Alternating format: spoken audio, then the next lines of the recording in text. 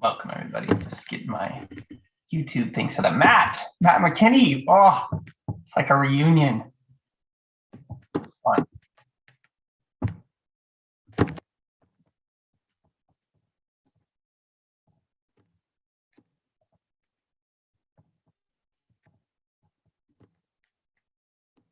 right, I think we're set. Mimi, Deanna, Matt, John, Tony. All right, good morning, everybody. Let me do this. I'll record this because I record all these things. All right, well, good morning, everybody. Happy New Year, or sort of New Year. I know some of you who are on this little class today know that, January 1st is New Year's in the Western calendar, and then also as we get closer to February, sometimes that's the Chinese New Year, the Lunar New Year, and I often feel a little bit more of that New Year energy as I get closer to that time. But thanks for tuning in, and I know some of you are going to be watching the recording of this, and yeah, but welcome to our first video of the new year. And feel free to type any questions and other things into the chat. Those of you who are here live, I will try to respond to it as I can. And yeah, it's fun to have people from all over tuning in for this. On this, where I am is very wet, very gray. It's one of those days where it is both raining and it feels like you're inside a cloud simultaneously. So it is a wet time. And yeah, it's funny because I have a lot that I wanted to share. I was making some notes for today's talk, and then I was like, oh my gosh, there's so much. So this might spill into next week as well. But I wanted to talk about, I just, as I go forward with my life, talking to my family, my friends, my peers who are out there, which is often on Zoom these days, things keep popping up. For a lot of people, it's the Omicron variant combined with massive cancellations of winter travel. And it just sort of, there's this sense that things are just not quite going the way they used to go. And that probably they might not go the way they used to go. And that's, I think, terrifying for some people. For some people, that's like a welcome relief. For a lot of us, it's maybe in between those things. And I know from just the context of what I've been around for the last couple of weeks is we had a major, wonderful, beautiful snowstorm and snow event in the Puget Sound area, the Salish Sea, Coast Salish traditional lands, right? Just major snow event, which I love. And I love it around Christmas time, and I love it at this time of year. And like the rain's okay for me too. I don't get as down to some people, but the snow just comes in and it's really wonderful. But the thing that happens when it snows here that a lot of people don't realize is that everything kind of shuts down. Like it's not really designed. Our land, our infrastructure here isn't really designed to operate very much when there's snow. And there's a whole lot of varieties about that, of a variety of reasons of why that happens. One is that we don't quite get snow enough to pay for the massive cost of having lots of snow plows and lots of infrastructure devoted to snow removal. So that's one thing. Second of all, is there's specific bioregional things that happen around here where when it snows, the snow sticks around, it's hard to remove, there's so much moisture in the area, and the roads, there's a lot of hills here. It's like, it's kind of like once it snows enough to get almost anywhere, you have to have chains, at least for a while, and not everybody has chains. And what can happen here, that's kind of interesting, is you'll have these days where it's like the interstates are open, the main roads are open, but nobody can get out of their neighborhoods because they're literally stuck in their neighborhoods because the side streets just don't get plowed. There's just not the energy and effort to do that. And for me, that it can actually be wonderful to just be stuck. Yeah, John's talking about this, that he had to use chains to leave where he lives up at the Tao Studies Retreat Center in the Xuanqiu Gong, right? And you can have vast differences, like 20 minutes away, it can be there's no snow left. And then 20 minutes to the east, like where John is, there's enough snow, like you can't navigate the roads very safely, or if you do, it's a much slower process. But yeah, for me, this is kind of a metaphor of like our world right now with the coronavirus and everything else going on. It's like we keep trying to just like get back to how we think things should be, and it just doesn't quite keep working. And it's, maybe from the bigger picture, we can take a few moments and just be like, wow, like from a historical perspective, this is interesting, or, maybe this is not terrible, but for some people it feels very threatening, and it feels, especially with the threat of illness, can be very hard. There can be all this challenge to their work and their life. But I'm, several people have now talked over the last couple of years are like, well, what's the deeper message that coronavirus is trying to tell us? What's the deeper message that's being conveyed to us? And it doesn't seem like we're getting that message, because we just keep trying to like plow ahead and get back to the way things were, and stuff happens. So I'm hoping today to talk a little bit about how we might navigate these uncertain times, and how there might be principles and wisdom from nature and our own ancestry that might help us out. And feel free to just type questions and comments into the chat. If you want to have a chat, a comment that everybody can see in the chat, you have to go to the little bubble there, and it says hosts and panelists, and then you go down and you say everyone. So I'm going to type in hi everyone, and everyone will see this. If you don't do that, then the comments just go to me, which is fine too, if you have, especially if you have a question you want to ask. So I wanted to talk a little bit about the rhythms of winter, and what winter is, and what wisdom winter might have for us. And so, I was just mentioning how things kind of shut down. And in the midst of that, my daughters flew in from Hawaii, and then they were here, which is awesome. And my daughter Tara, I haven't seen for 2 years because of coronavirus. So I actually got to see Tara. And then we had this major snow event, and she just lost her mind with so much fun of like playing in the snow and wanting to be out in every single day, like, building snowmen, sledding, snowballs, so everything, just like multiple times a day, and then coming back in and warming up by a fire and drinking hot cocoa. And there was this tremendous sense for all of us. I mean, it was the holiday. We weren't, technically working or whatever, but there was this tremendous sense from all of us of like, oh, this is how it's supposed to be. Like during the winter time, we're not supposed to do a lot more. And then, I had to try to figure out how to get them back to Hawaii with them flying by themselves. There's my oldest child is 15, but still like, massive cancellations, coronavirus, getting them to the airport. And it was just like, oh wow, like this rhythm of like the normal, expectation of traveling across the world, or traveling, across the country effortlessly, it doesn't go real smoothly with this intense kind of winter energy. So one of the things that I think we could start by asking ourselves about all of this and how this all relates, because for me, like, I think a lot of I've studied survival skills, I've studied rewilding, I've studied Chinese medicine and some martial arts, and every once in a while, all of those things come together for me, and I just love it. It's like it's this melding of all of these things together at once, these teachings, and it's like, because sometimes people are like, why are you studying and doing all these different things? And I think I see Michelle Niemer on there, your thing, we are in this together. I love that. Thank you. That's a great little quote for all of us to remember. It's like, this really is a collective effort. But I want us to think about the fact that what winter is and was and might someday be again is the time of year where we do less and almost nothing. And this is kind of like this very threatening idea for our kind of modern world, is that like, wait, there's a whole season where we're not really supposed to do a lot.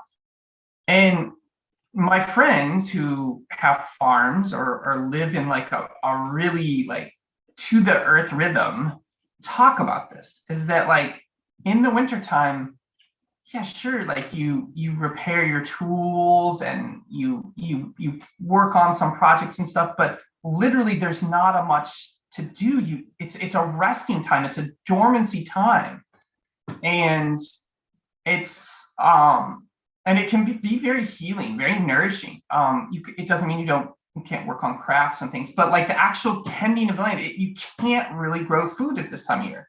And actually, there's not that much food to harvest. From a survival skills perspective, you can kind of define winter as the time where you can't go eat off the land. You can't, like, or you can hunt a little, some, like there's maybe some success with hunting, but especially the plant food, like it's just like literally you're digging starvation food out of the ground if you can get through the snow and the ice to it, which a lot of times you can't at this time of year. So winter is kind of defined by this idea of a period during the year when we would not do as much and we would live off of the stores we had gathered from the whole year, especially spring through late fall, right? And spring is kind of defined as the time when like the plants start to come back up and you can actually go eat some stuff. And this isn't just for like human beings, this is for all the animals. Like, I mean, it doesn't mean like, there are birds outside and they're eating things right now and all that, but like, remember, like a good portion of the birds where you live head somewhere else during wintertime because there's not enough to eat and it's too cold. So our trouble with winter, what I would call our trouble with winter, to me gives us kind of a good lens to look at like our bigger issues as a society. And to realize that a pause, taking some time to be dormant, taking some time for stillness might be the best remedy for this whole craziness we're all caught up in all the time.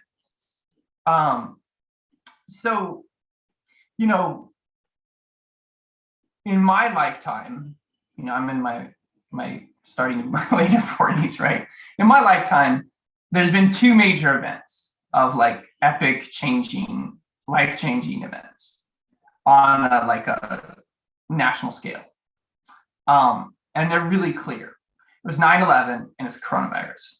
And part of the thing, like a lot of people need to, if you go back and remember, there was a very specific feel and quality in this country before, in America where I'm at, before 9/11. And then it was distinctly different after. Whether it was better or worse, I mean, who knows, right? Like, I don't know, like we can make that argument. Right now, it really feels like the coronavirus is even bigger shift, and we're having a lot of trouble accepting that the world is different. And we keep trying to create ways to make it go back to how it was before the coronavirus was. And I just don't know that that's going to be the case. And I wonder, if there's an opportunity for all of us as humanity, as people in the 21st century, to take a pause again. Like we did a very, very short pause, at least in America, we did a very short pause when the coronavirus first broke out. I think it was like March, April, May. And we did this thing where we're like, oh, we're gonna like shut down for a little while, but we're gonna have this thing where, oh, essential businesses are allowed to stay open. And really essential businesses are anything anybody really wants to have open if they really want to. Like when there was essential businesses were open, like there was a vacuum store that I drove by in Redmond that was still open. They were still logging trees over there that I'm pretty sure was not essential work during the shutdown that really needed to have. So we sort of had this pretend shutdown. And really since then, we haven't actually had any shutdowns in this country. Coronavirus is really complicated. I know we all have our different opinions, our own different thoughts about vaccination and masks and everything.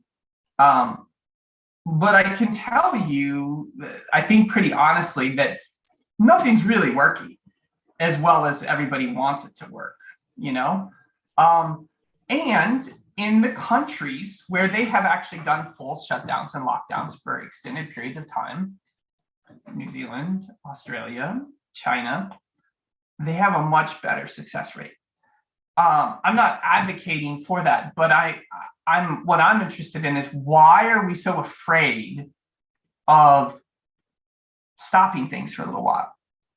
And what might happen for us if we did, like, and I'm not just talking about like a week or two. What if like, if we really want to stop the spread of coronavirus, what if we just stopped international travel, except for food and really like actual essential goods and services for a period of 8 weeks? And we just told everybody to stay at home for 8 weeks. We were fed, people were given food if they needed food, but everybody was given money to stay at home for 8 weeks. How might that change everything? I don't know. Maybe that would fix things, maybe not. But what I'm very interested in is in my country in the US. I know some of you are tuning in from Europe. My country is terrified of that. It's like they think the world will just end. And then I have an example I'll share about this because I think it's kind of funny or ironic. So and I just want to also to give us the perspective of like humanity. One of the things I talk about is our resilience, our ability to handle crises, our ability to adapt to things like that. This is actually what we're designed to do. And when there's a crisis, when there's an actual thing that's threatening our very survival, as a species, as individuals, we're really designed to just try and survive that experience. And you could put, 9/11 in that category. You could put winter in that category. You could put coronavirus in that category. And what's ironic is we keep trying to not just survive and get past this. It's like we keep trying to like just get everybody to go back to work and do what they were doing as fast as possible. And so I want to kind of pick that apart a little bit. So a few years ago, before the coronavirus, back when we could all travel all over the place, not that, I mean, people are still really traveling a lot. That's part of the irony of this, right? It snowed here again. We had a major snow event, and it was snowy and cold and kind of frozen for over 2 weeks. And literally, you couldn't go to school and go to work and stuff.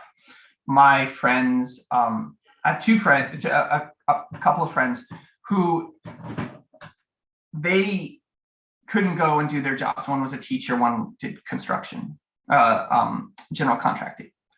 Now, for my wife and I at that time, that 2 weeks, because we work mostly at home, and especially at that time, I mean, I was doing a little bit of work out in the area, but I was still working at home at that point.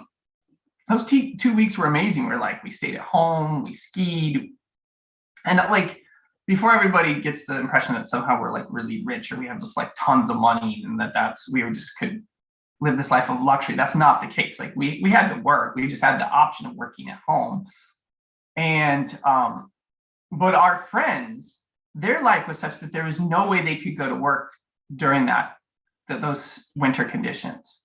And it was hugely impactful because their lives are such that they need each of those paychecks to come in, even for those 2 weeks. And they weren't getting paid. They were paid by, the school and the general contracting work, like they needed to be paid to keep things going.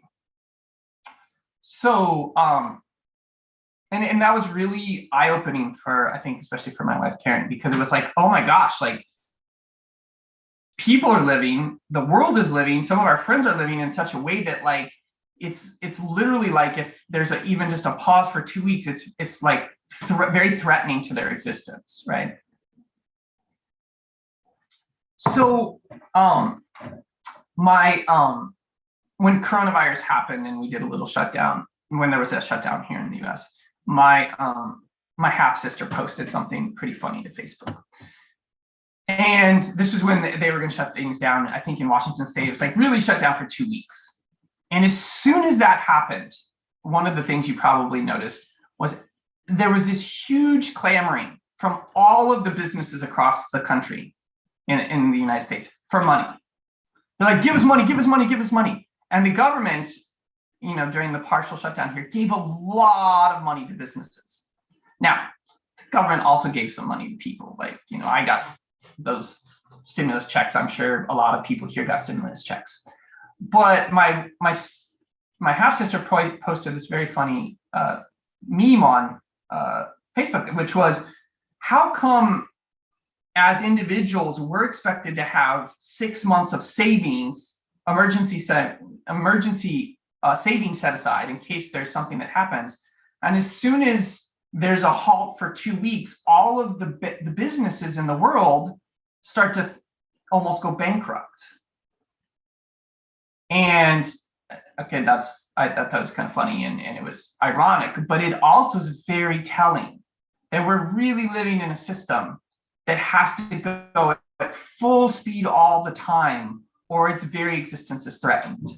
And I think we all know deep down inside that that's not going to work forever, and that coronavirus might be the event that's actually letting us really see the cracks in the facade of everything that's going on. And when I say cracks in the facade, it's literally cracks. Like where I'm at right now, it's literally cracks. Like, so there's a bridge in Seattle.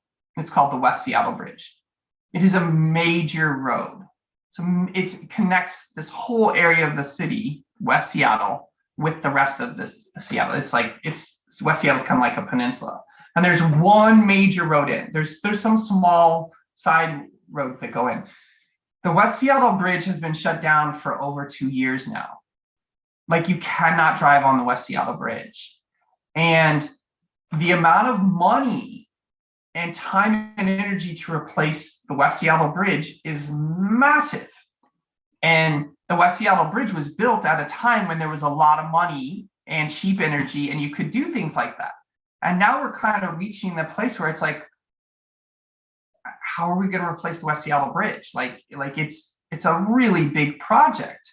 And as far as I know, they've shut it down. They haven't actually started on the repairs yet, or they've only done the very beginning assessment of how to repair it. And I think that's maybe when we look at our power grid, when we look at our distribution of things in the world, that's kind of where we're at as a world. We've gotten like a lot of infrastructure we've built up. We have this massive system that's really got some cracks in it, and we don't have a lot of good ways to repair it. Another insight, just on a really personal level, that my wife and I and our family has had is around this in our family. So we live in Washington, Karen, myself, and my son Orion. Karen's parents live down in California, in San Francisco. It's a 2-hour flight up, 2.5 hours. It's a 2.5 day, 3-day journey. My parents live in Illinois, which is a 5 to 6 hour flight, and multiple driving day journey. And then Karen's sister lives in Massachusetts. My daughters live in Hawaii. So we're pretty spread out, right? And our lives were set upon the idea of like, well, easy travel to, easy, accessible, affordable travel through airplanes to go see each other. And then when the coronavirus has come, it's been really challenging. Like Jane and Rick, my wife's parents, have not flown up to see us. I don't think they've flown up. They've driven up every time to see us. My mom has come a couple times and flown, but only in these sort of like windows of where it seemed like it was okay. And Lynn and Karen, who are on opposite sides of the country, haven't seen each other for over 2 years because our son isn't vaccinated. And the vaccines, as much as they may help, they certainly don't seem to be what we all thought they were going to be. And so we're all assessing like, okay, why did we make those choices? Oh, we made those choices because we had really easy access to like travel. And oh, do we need to make some different choices going forward in the future without, understanding that we can't make the assumption that kind of travel is going to be available to us all the time. And I think those are the kinds of questions we could all be asking ourselves as we navigate a new year, as we navigate more uncertainty. It's like, well, how can we get by with less? How can we do better with less? So I want to ask everybody a question for the chat. I'm gonna keep going here, but I'm curious, like, what are some of the things in your life that would change for the better by doing less? What are some of the things in your life that would change for the better by doing less? And if you want to, please type your answer into the chat. And I want to talk a little bit about coming back to our theme of, like, while you're working on that, coming back to this theme of, like, the wisdom of winter. So if historically, when we are hunter-gatherers, one of our ways of living was to gather enough in the wintertime to have a more dormant time. And when we were more agrarian, we had, which means we were growing more of our food directly and we were farmers, or we also had a rest time. And where I live, the Coast Salish traditional lands, as I understand it, and I don't know that I have this perfectly right, there were kind of two phases of life. There was the outdoor phase of life, time of life, which involved a lot of gathering, a lot of going forth, expeditions, gathering of food. And then there was the winter time, the withdrawal time, where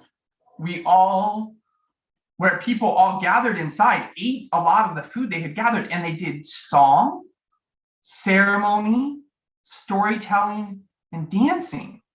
Like, this was how people took care of themselves through the wintertime. And they did incredible art. A lot of you've seen the very intricate art, especially wood art of the Northwest coast. And that some of that came about because of this built-in time of withdrawal.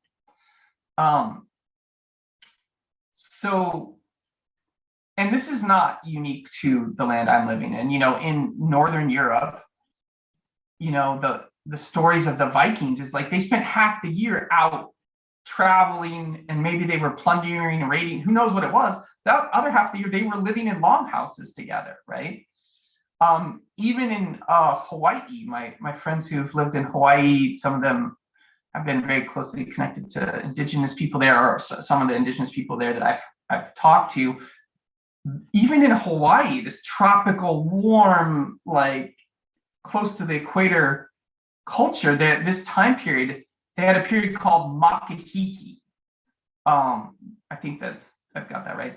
That is the time period where you go inwards. Like you don't sail between the islands between November and February, for instance. And there's a very specific astronomical alignment that has to do with Pleiades showing up and disappearing over the horizon, that tells you when you can go back out and start doing things, right? Like that you don't go in between islands. There's no warfare. There's more of a time of focusing inwards with your family. And then when that period passes, then you can go back to doing that. Yeah, so here's thanks you all for typing into the chat here. So I'm just going to read some of them out. So if I did less, better and more self-care and self-development, more community tending and sharing, deeper wild connection and land relationship, more silence at the center. Oh, I love that, Michelle. I think it's Michelle. I hope it's Michelle, because there's somebody on my list named Michelle Niemer, so I think it's Michelle. But anyway, thank you for more silence at the center. Yeah, better and more self-care and development. I love that. John, more available energy for health, more time for building relationships. Yeah, okay. And deeper skills with internal methods, right? So John and Matt and I have all studied Tai Chi and Qigong together. We all have the same teacher. And yeah, it's very easy if we were given more time, we would just practice more. I mean, it's really easy, and we love to practice. That's one of the things we like to. Annalisa, so saving finances, time for reflection, meditation, and creativity. Yeah, there's this really interesting thing around finances of like, oh, like we we have to work all the time. We're built on a society that needs people to be working all the time. But what might we be able to save financially if we didn't do that? Consumption of food and things would be less. Stress would be less. More time for family. Yeah, so thanks, Deanna. This idea that we would actually have more quality time. And I'm gonna do a little transition here, because it's now, there's certain companies in the US have started to permanently implement a 4-day work week. And it's not a reduction in duties or pay. It's just a reduction in hours. And they've actually found that 4 days a week, people are actually a lot happier, healthier, and better at their jobs than 5 days a week, where you have to come in and just put in the hours. And this is very common in parts of Northern Europe too, where they have just as a baseline is a different work week. It's like a 32 to 36 hour work week. So, okay, many years prior to COVID, I became chronically ill. I have been doing less for a long time. You find yourself making time for things that bring you joy and playfulness. You let go of personal judgments. So what I hear from people is that doing less and having more pauses might be better for all of us. And I would go so far as to suggest that it's more natural for us as human beings to do that. So, I've done a lot of work with survival skills, right? And teaching people different survival situations. And, one of the things that I've been taught and I try to teach people to do is that in a true survival situation, whether you're like lost or it's food or water, shelter, whatever is being threatened, one of the most important things is to calm down and pause before you rush forward. Because it's very easy to then injure yourself or freak out. Like it's kind of like there's all this stress response and all these stress hormones that can come out of our body. And that if we really are in a crisis situation, or we're in yes, there's certain times where we have to run or we have to jump or we have to, attack that food or whatever, get that food. But there's also a sense of like the pause, the really assessing what we need, really assessing danger is really important. And it seems like we have a lot of trouble with that in our modern era, in our modern time, that pause. And there was something Deanna pointed out here that I want to come back to, because I think there's a really great example of this is related to food. So, we live in a time period, and I want to preface this by saying that, yes, I know that there are places in the world and there are places in this country where I live where people don't have easy access to food or as much food as they need. But, and I think I have this right, and I don't want to offend anybody, but I'm pretty sure that we're actually, that it's much more common right now for there to be overconsumption of food than there is to be underconsumption of food, at least in the United States, okay? And if we look at the world as a whole, I don't know if that's really true, but there's definitely a lot of places right now where the problem is excess calories and too much access to too much sugar.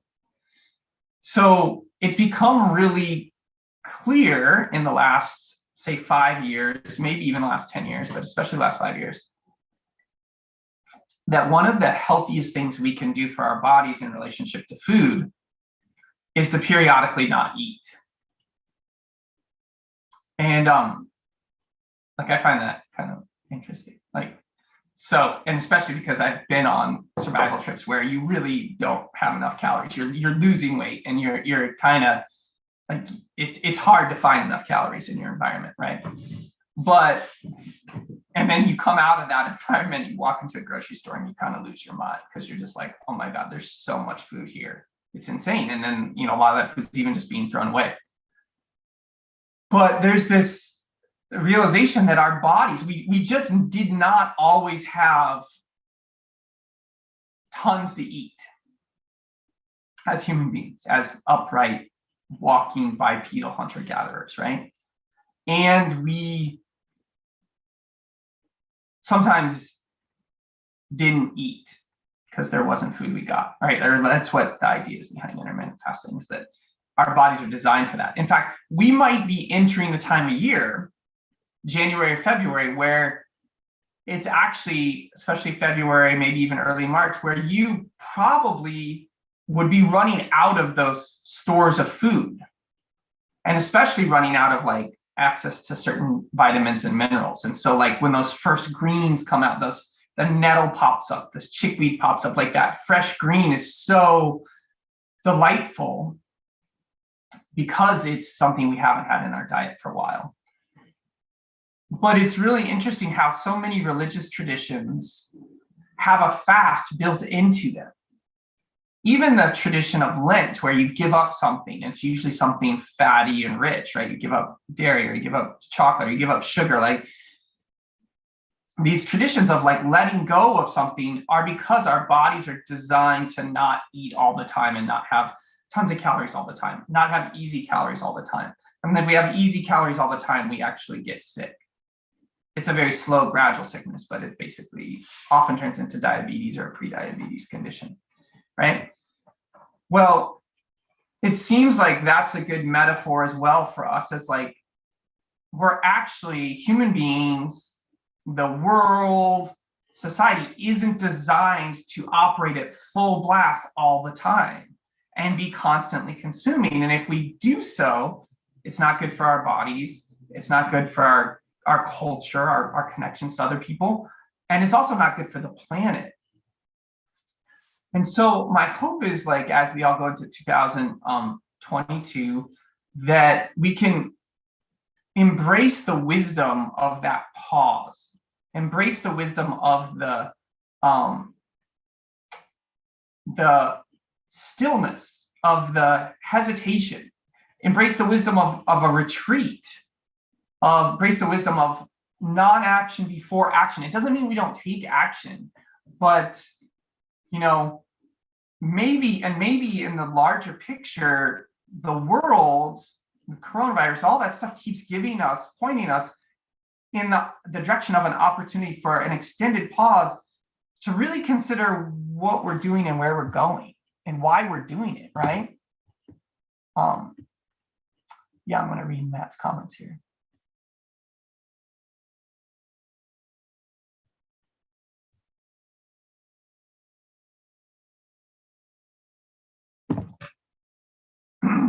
Yeah, so Matt, you bring up a really great point, is that for a lot of people, this has brought up the COVID times, these kind of crisis times, instead of the opportunity for a pause, that it's been kind of stimulating, anxiety provoking, traumatizing. And I think we've all probably had our own anxiety and trauma around coronavirus in some way, shape, or form, whether we've had it or not, or somebody we know has had it. But we certainly seem to, have more of that flight or fight energy stimulated. And as a society, we certainly seem to have that flight or fight crisis stimulation going on. And it doesn't seem like we're able to make really good choices.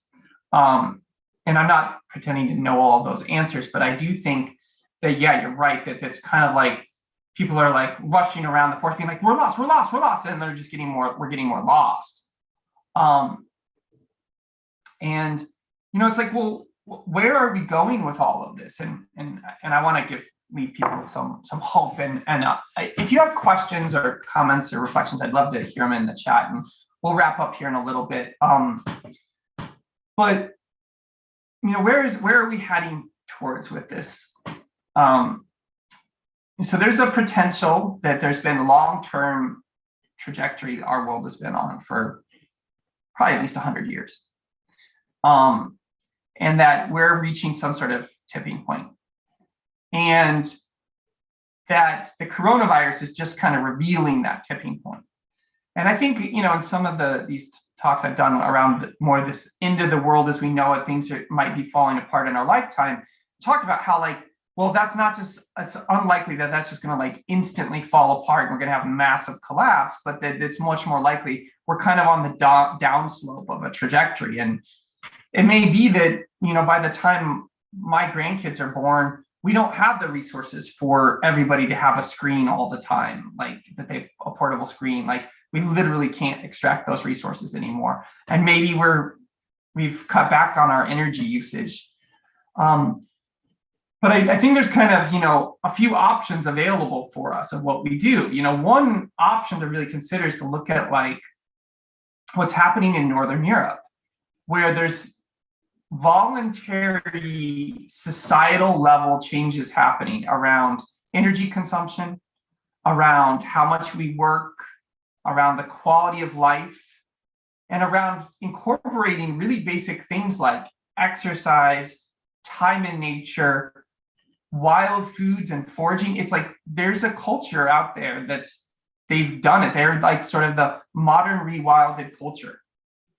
I want to go there. I'm gonna go check that out. I really want to go to Finland now, check out what does this really look like? Because there's a culture has made the choice to do this, right? So we could try to do that, or we could keep going the way we're going, and at some point we're going to have to start to cut back. And who knows, maybe something really wild is going to happen and we're just going to get fusion power. But even still, we have limited resources. Many of the technologies we use right now, there's a finite number of resources around them, right? It's probably likely within my grandchildren's lifetime that it's no longer going to be the norm, it's a normal thing for individuals all to have their own vehicle, and that to be the primary way of getting around. Even if electric cars become the dominant thing, there's only so much lithium to build batteries for cars, But I spoke a few weeks ago about the salmon people and the energy around these folks that are hunter-gatherer folks that have transitioned into modern times and have gone through multiple crises and just have learned to live with very simple things and be quite content with that. And so it might be that we all live in 20 or 30 or 40 years with a lot less energy. Maybe we have intermittent electricity. Maybe we have a lot more food that we grow locally, or we at least produce locally, maybe from our backyards. And I think the thing that's lost on everybody is that starting to do some of that now actually is really nourishing to people. That's starting to rewild our lives, starting to rewild our society, starting to grow some of our own food, using less electricity, driving less. I think actually the driving thing, COVID has broken the driving thing to some degree for people. I know so many people that they were so used to driving an hour or more each way every day who will no longer do that. They will not go back to the office every day. They'll do it 1 or 2 days a week. But that we actually we might all be happier and healthier if we were actually making choices to slowly kind of pull back a little bit and do less and use less. And that there's something nourishing about doing that, So, well, that's probably plenty from me today. I find this stuff fascinating. I find it really useful and helpful to talk about these things. I know there's a lot of uncertainty out there. John, you were driving 3 hours a day before COVID. I'm so glad you're not driving. So, John, I know you're going to probably understand what I'm talking about. So you were driving 3 hours a day, and one of the things you were doing was driving into practice. So you would drive, and there'd be all the tension that goes into your body with driving through traffic and with a seatbelt on, and the being in a stuck seated posture for that long. Then you'd go practice, and you'd feel really good. And then you get back in the car and you drive home, and then all those patterns would be back reinforced. And so you need to practice some more when you got home. That there's this kind of thing around like, oh, maybe if we move the driving, we're going to all be healthier and happier. And I know that it's not like we all have the resources and the time and energy and money to just jump into this. But I think we can start to find ways in our lives and with our friends, our community, to find these ways. Like maybe it's gardening together. Maybe it's, gathering wild foods together. Maybe it's like figuring out different alternatives for public transportation.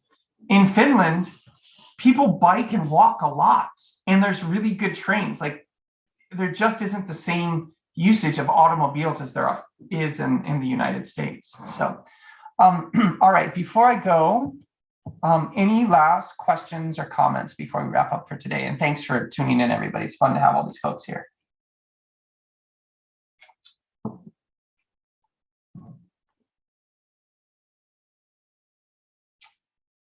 Cool. Well, next week we'll probably do another one of these things and have some more questions and talk about these times and how to navigate it.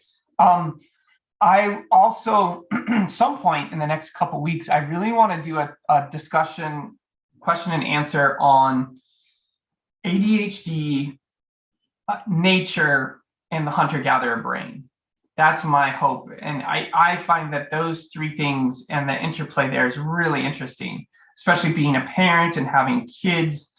Most of myself and my children were all like what you would call like neurodivergent or whatever. Like, I guess that's the most recent term. I'd love to talk about that in relationship to nature and to get your thoughts and opinions on that. So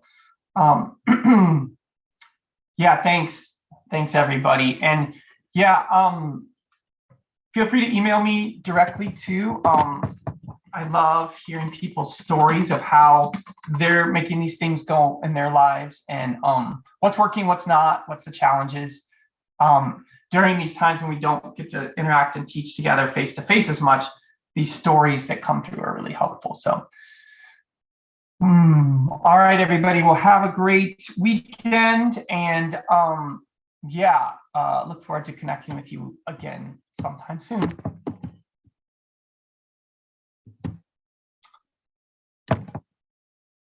Yeah, okay, I will be happy to share about the neurodivergence. All right, thanks, Matt.